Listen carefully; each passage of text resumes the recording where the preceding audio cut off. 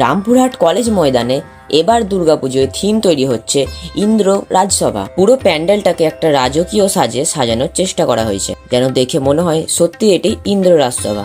সামনেই আপনাদের চোখে পড়বে মূল মণ্ডপ এবং চারিপাশে সুন্দর হাঁস দিয়ে ঘেরা।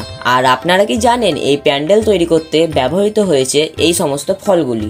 এই যে গাছের ফলগুলো এখানে আনা হয়েছে, যে এগুলো তো বাইরে থেকে এক্সপোর্ট করানো না আমাদের এখানে আশেপাশে পাওয়া যায়? সব বাড়ছে, সব বাইরে থেকে। হ্যাঁ বাড়ছে। ওগুলো সব যে পাতা আছে, পাতাগুলো সব ওগুলো তো সব করা আছে না। এখানে ফলগুলোর নাম বলতে পারবেন কোন কোন ফল আছে? রস করে পাতা। এই যে ফলগুলো আছে ফলগুলোর নাম? যেগুলো ওগুলো হচ্ছে বেল খোলা। আচ্ছা। আর এই কালোগুলো যেগুলো কাঁটা কাঁটা কাঁটা দাগ আছে, হ্যাঁ ছোট ছোট, ওগুলো হচ্ছে রুদ্রাক্ষরের মতো দেখছে, কিন্তু ওগুলো হচ্ছে ঝাউ ফল, ঝাউ গাছের ফল। আর এই সমস্ত সামগ্রী ইনারা একের পর এক নিখুঁতভাবে পরপর সাজিয়ে তৈরি করে চলেছেন এই প্যান্ডেলটি। মাকে দর্শন করার জন্য আপনাদের এই রাস্তার মধ্যে দিয়ে প্যান্ডেলের ভিতরে প্রবেশ করতে হবে, এবং ভিতরে প্রবেশ করেই আপনাদের চোখে পড়বে এত সুন্দর একটি দৃশ্য।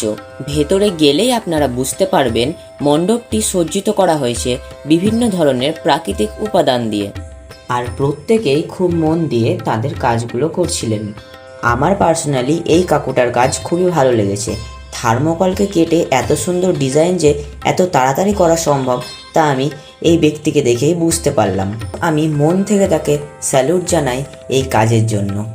দিনের বেলা প্যান্ডেলটি আরও 5টা সাধারণ প্যান্ডেলের মতো দেখতে লাগলেও রাত্রেবেলা এত সুন্দর লাইটিং শো হয় যে এক মনোমুগ্ধকর দৃশ্যের সৃষ্টি করে। আপনারা কিন্তু অবশ্যই একবার ঘুরে যাবেন এই প্যান্ডেলটি।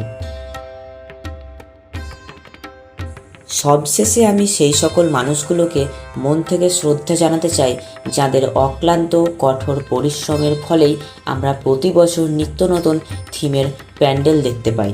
তো তাদের জন্য তো ভিডিওতে একটা লাইক করা যেতেই পারে।